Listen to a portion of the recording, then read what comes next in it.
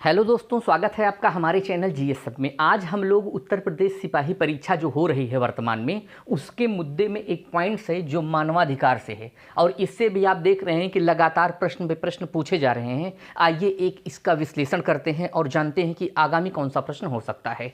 तो वीडियो में बने रहिएगा अंत तक। आइए देखते हैं मानवाधिकार आयोग।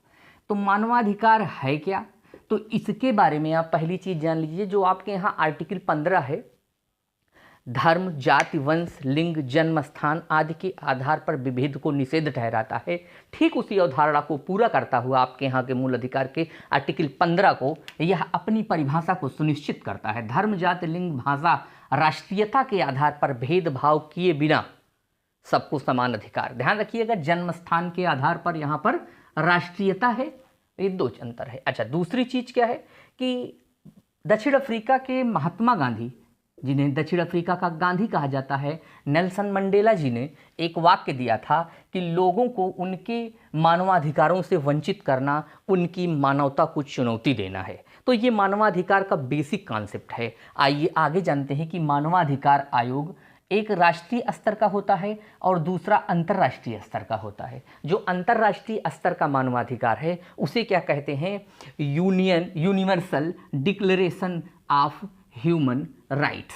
अंतर्राष्ट्रीय मानवाधिकार आयोग एक व्यवहारिक रूप में हम कह सकते हैं। इसकी स्थापना बालक जो हुई है वह 10 दिसंबर 1948 को हुई है और यही 10 दिसंबर है जब मानवाधिकार दिवस मनाया जाता है। अगला पॉइंट है, स्थान कहाँ पर है, इसका मुख्यालय कहाँ है?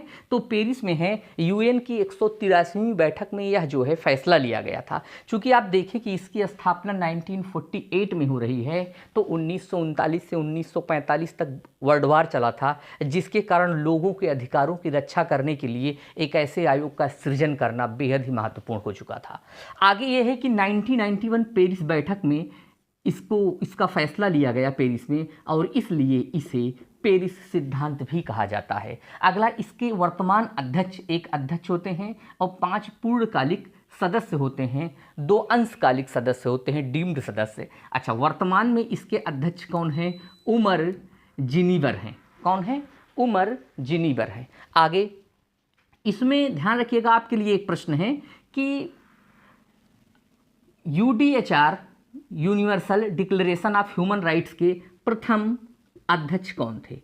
कौन बालक? प्रथम अध्यक्ष कौन थे, ये आपको कमेंट बॉक्स में बताना है। आगे आइए, सबसे पहली चीज़ ये कि मानवाधिकार आयोग के जनक कौन हैं?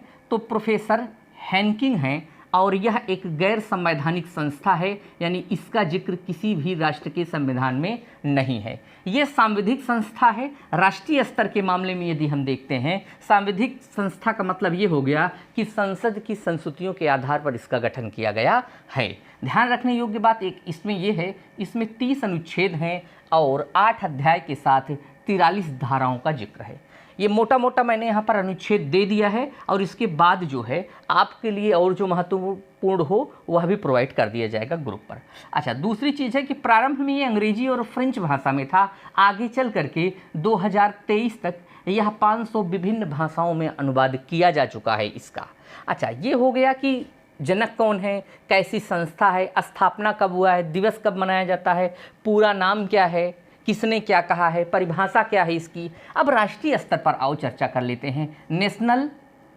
नेशनल ह्यूमन राइट कमीशन यानी राष्ट्रीय मानवाधिकार आयोग गठित कब किया गया है? मानवाधिकार आयोग संरक्षण अधिनियम 1993 के तहत इसे क्या किया गया है? स्थापित किया गया है। मूल तारीख ध्यान रखना है आपको, 12 अक्टूबर 1993 है। इसका मुख्यालय बालक नई दिल्ली है। इसके संरक्षक जो हैं, यानी ये किन चीज़ों की रक्षा करता है? जीवन की स्वतंत्रता का अधिकार, समानता की स्वतंत्रता, समानता का अधिकार, और यही इसका काम है और यही व्यक्तियों के अधिकारों की रक्षा भी करता है। भाई, जिसकी रक्षा करेगा वही तो उसका काम है, तो रक्षक है तो रक्षा के रूप में वह अपना काम कर रहा है। अगला पॉइंट है, संयुक्त राष्ट्र सभा का प्रस्ताव कब पारित किया गया था?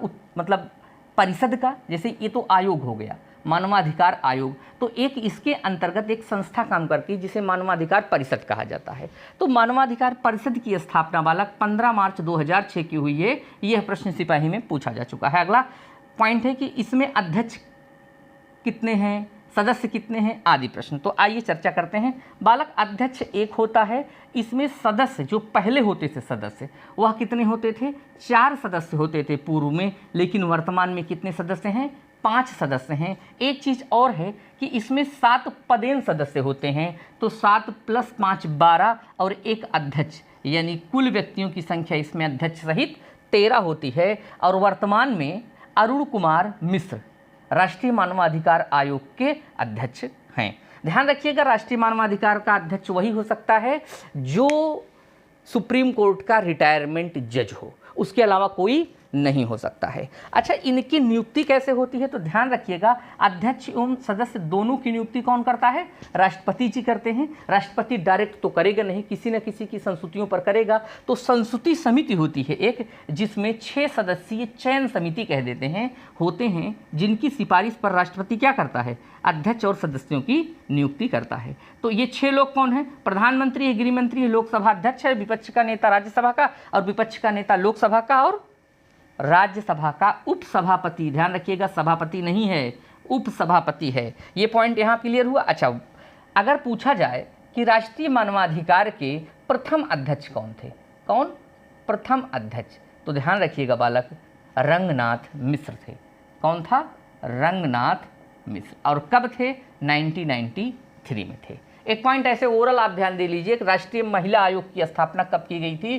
तो 1990 में की गई थी। आइए इधर देख लेते हैं, कुछ और पॉइंट्स हैं उस पर चर्चा कर लेते हैं कि इसमें जो 30 अनुच्छेद हैं, 48-43 धाराएं हैं, 8 अध्याय हैं। तो प्रश्न यहाँ से अक्सर आ जाता है, मानवाधिकार आयोग के फलानुच्छेद में क्या वर्णित है? तो मोटा मोटा देख लें। अनुच्छेद 1, सभी स्वतंत्र पैदा हुए हैं और सबको समान अधिकार है। दूसरा, भेदभाव से मुक्ति। तीसरा, जीवन का अधिकार। चौथा, गुलामी से मुक्ति।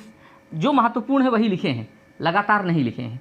7वां, विपक्ष के समक्ष समता, विधि के समक्ष समता का अधिकार। 10वां, निष्पक्ष सुनवाई का अधिकार। 11वां, दोष साबित होने तक निर्दोष रहना होगा। 14वां, शरण का अधिकार। 15वां, राष्ट्रीयता का अधिकार। 18, धर्म और विश्वास का अधिकार। 19, अभिव्यक्ति का विश्वास। 20, शांतिपूर्ण सभा करना। और 23 है काम का अधिकार। ये आपको रट लेना है एकदम अच्छे से। अच्छा, एक पॉइंट और आपको जानना है कि राज्य मानवाधिकार आयोग क्या है और कैसे यह गठित होता है। ध्यान रखिएगा, राज्य मानवाधिकार आयोग की नियुक्ति कौन करता है? अध्यक्ष की। राज्यपाल करता है, लेकिन राष्ट्रपति की संस्तुति पर, है ना, बिना राष्ट्रपति की अनुमति के नहीं। और राष्ट्रपति ही इसके पद से हटा सकता है अध्यक्ष को। और नियुक्ति कौन करेगा? राज्यपाल।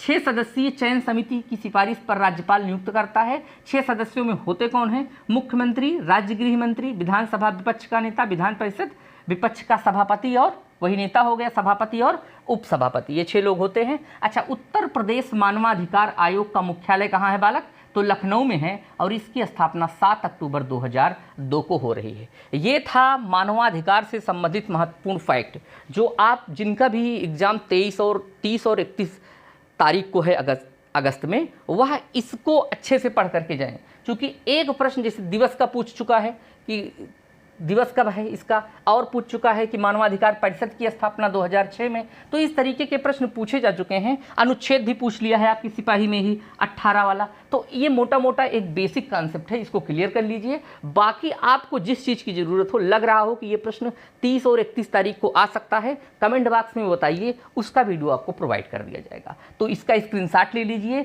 या अच्छे से कहीं नोट डाउन कर लीजिए। तो आज के लिए इतना। जय हिंद दोस्तों।